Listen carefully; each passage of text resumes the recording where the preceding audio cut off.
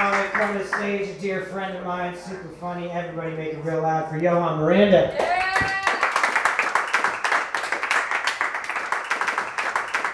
It's been kind of scary times. I will say this is the first time in my life where I've ever had the thought of like, well, maybe I should lose weight. Because it just feels like at some point in the next 4 years, I'm gonna have to like run or like climb a fence or something.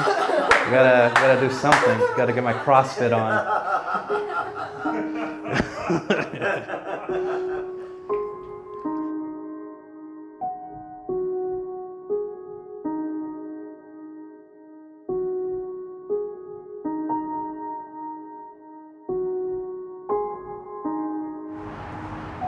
I grew up in the Bay Area. I was born in Lima, Peru, but I left when I was 3, so. I didn't even know I was undocumented really until like later in my teenage years. I couldn't couldn't get a job, you know, I couldn't get loans, or I couldn't drive, couldn't travel. That's when I was like, oh, okay, being undocumented sucks. It's not, I wouldn't recommend it. Okay. Yeah, let's do that one more time. 1 and 2. Growing up, I never thought I was different, even though I knew paperwork-wise that we were different. I was born in Korea, and as a child, my dad actually wanted to come here, not only for our education, but he wanted to do ministry here. We came here legally, but the lawyer that we hired and trusted with our paperwork had messed up our dates. And from then on, we started having problems with our documents. We found out that we were illegal almost a year after we became illegal.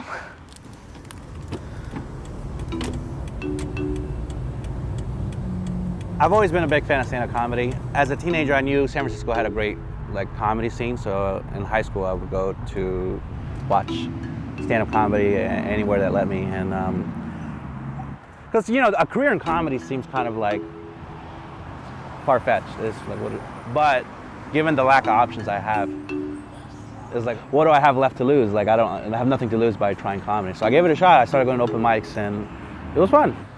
We moved to San Francisco in the Fillmore, which when I was there as a kid, it was a black neighborhood. Not really the case anymore. It's been gentrified. I have conflicted feelings about gentrification because, like, obviously when it comes to my migration here to this country, I have liberal views on immigration. Yet when it comes to white people moving into my own neighborhood, I'm like, we have to build a wall. Like, I don't know what the compromise on that is. It was around, I guess, junior and senior in high school. That's when I knew that I was very different. My friends were getting accepted to all of these great Ivy League schools and fulfilling their dreams. My dreams were a little different than other people. I wanted to be a performer, but I couldn't even do that because of my paperwork. Why was I in this country if I can't fulfill my dreams?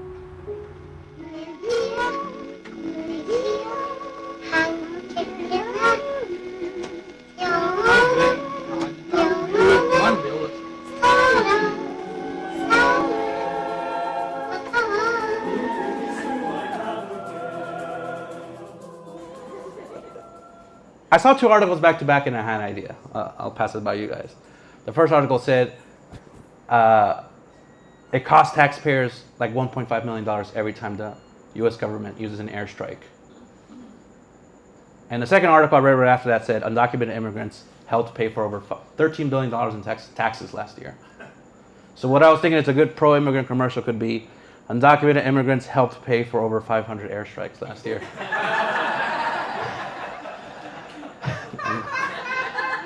And think of how many more countries we could bomb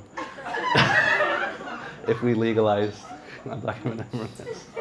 I remember reading the headline. It was like Obama passed Deferred Action for childhood arrivals, and it was just like, damn, I didn't even see this coming. Because there was no like it was just one day. It was like, you know what, you can have what you want. And I was like, all right, well, that's pretty dope. And that was a very exciting day. That was literally the happiest moment in my life. I knew that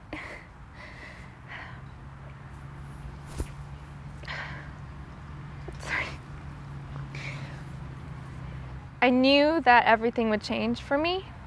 I knew that I would be able to work legally anywhere I wanted. I could drive. I could apply to schools. It just changed everything.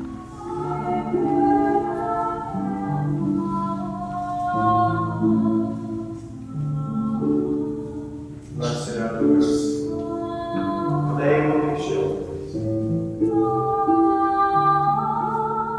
I finally talked to someone, a lawyer, and she asked me like, oh, how'd you come to this country? And I told her, a tourist visa. And she said, that's great news. That's great news. That means if you get married, it'd be much easier for you to get a green card as opposed to if you had crossed the border. It's just good to know that even at my most vulnerable point in life, I still have some level of privilege, Like I didn't cross the border. I snuck into this country on a plane like royalty. I snuck into this country like, can I get some extra honey roasted peanuts? I'm trying to sneak into a country here.